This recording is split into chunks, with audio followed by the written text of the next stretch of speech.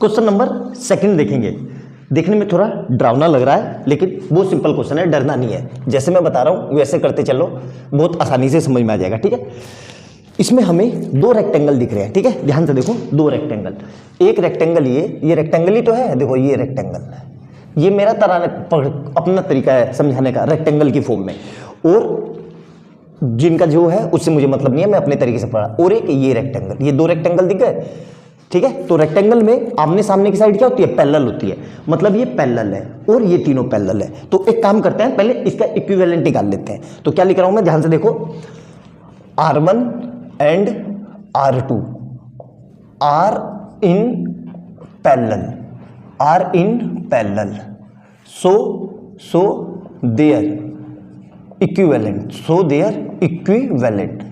कैसे निकालेंगे? ध्यान से देखना, पैरेलल में क्या होते हैं? अपॉन में ऐड होते हैं। तो क्या होगा ये 1/R12 मतलब 1 और 2 का इक्विवेलेंट, 1 2 इक्विवेलेंट। तो ये क्या होगा? देखो ध्यान से, 1/R1 प्लस 1/R2। तो मतलब क्या हो गया इसका? 1/R1 कितना है? 10 ओम प्लस 1/40 ओम। ठीक है, अब इसको कैसे ऐड करना है? देखो ध्यान से, यहां पे भी कई बच्चे गलती कर देते हैं। यहां पे कितना है? 40 और यहां पे कितना है? 10। तो 10 को 40 बनाने के लिए मैं क्या कर रहा हूं? देखो ध्यान से, अगर मैं इसको 4 से मल्टीप्लाई और इसी को 4 से डिवाइड कर दे रहा हूं तो मेरा काम हो जाएगा। देखो ध्यान से कैसे, 4/40 प्लस 1/40।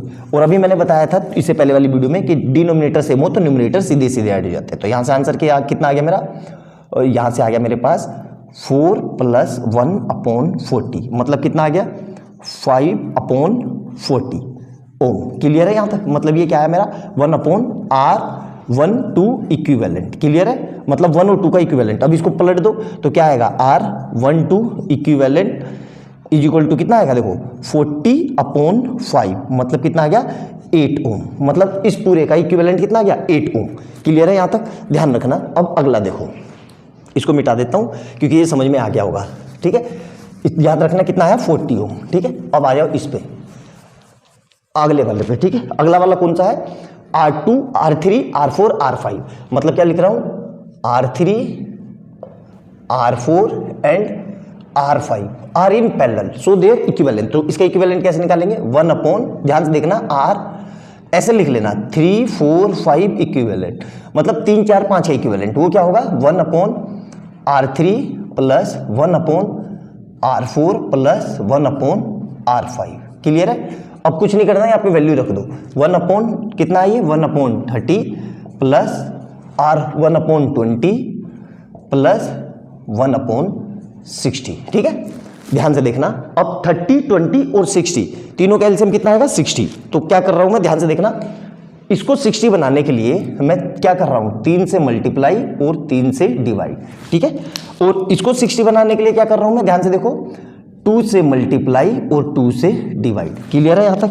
मेरे ख्याल से समझ में आ गया होगा, सिंपल सही है, कोई मुश्किल नहीं है। ठीक है, तो यहां पे ये कितना हो जाएगा? देखो 2/60 प्लस 3/60 प्लस 1/60। और अभी मैंने बताया था डिनोमिनेटर सेम हो तो न्यूमरेटर सीधे सीधे ऐड हो जाते हैं, मतलब 2 प्लस 3 प्लस 1/60। तो कितना आ जाएगा ये? 6/60। मतलब क्या आ जाएगा? 1/R3 4 5 equivalent. अब इसको पलट दो तो कितना हो जाएगा? R3 4 5 equivalent is equal to कितना हो जाएगा? 60/6, मतलब कितना आ गया? 10 ओम। क्लियर है? मतलब इस पूरे की जगह अगर मैं एक 10 ओम का लगा दूं और इस पूरे की जगह 8 ओम का और इस पूरे की जगह एक 10 ओम का लगा दूं तो मेरा काम हो गया। मतलब क्या बन गया? अब मेरा सर्किट सेम इस पूरे को हटा के इस पूरे को हटा के इस पूरे की जगह मैं ये लगा देता हूं, देखना ध्यान से, और इस पूरे की जगह। ठीक है, ध्यान से समझना, ऐसे आप रीड्रॉ कर सकते हो। तो यहां पे इसका कितना आया था? ये आया था मेरा 8 ओम। ठीक है, ये कितना आया था मेरा? 8 ओम। ठीक है, ये आया था मेरा 8 ओम, और यहां पे पूरा कितना आया था? ये आया मेरा 10 ओम। ठीक है, अब ये पैरेलल नहीं है, क्यों? देखो ध्यान से, अब ये पूरी एक धागे से, मतलब एक तार में जुड़े हुए हैं। मतलब यहां से ऐसे अगर खोल दो तो ये पूरा एक तार है, मतलब सीधे सीधे जुड़े हुए हैं, कहीं बीच में कटिंग फटिंग नहीं है। मतलब ये क्या हो गए? ये सीरीज हो गए। अब इन दोनों का इक्विवेलेंट, मतलब क्या लिख रहा हूं मैं?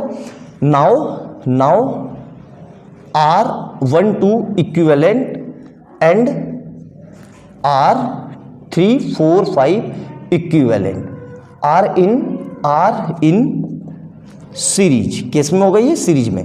सीरीज में, तो सीरीज में कैसे? तो आर टोटल कैसे निकलेगा? R total equal to series में सीधे सीधे जोड़ते हैं, आपको पता होना चाहिए। तो क्या होगा? R12 equivalent plus R3, 4, 5 equivalent. Clear है यहाँ तक? तो ये कितना आया था मेरा? ये आया था मेरा 8 ओम, और ये कितना आया था मेरा? 10 ओम। मतलब टोटल कितना आ गया? 18 ओम। मतलब इस पूरी सीरीज का टोटल इक्विवेलेंट रेजिस्टेंस कितना होगा? 18 ओम। ठीक है। अगर इसी में अब हमसे करंट पूछ ले कि करंट कितना है, तो देखो करंट कैसे निकालेंगे। सिंपल सा है, कोई मुश्किल नहीं है, मेरे ख्याल से बहुत आसानी से आपको समझाने की कोशिश की है मैंने, समझ में आ गया होगा। तो करंट कैसे निकालते हैं? करंट होता है V equal to I R total. ठीक है।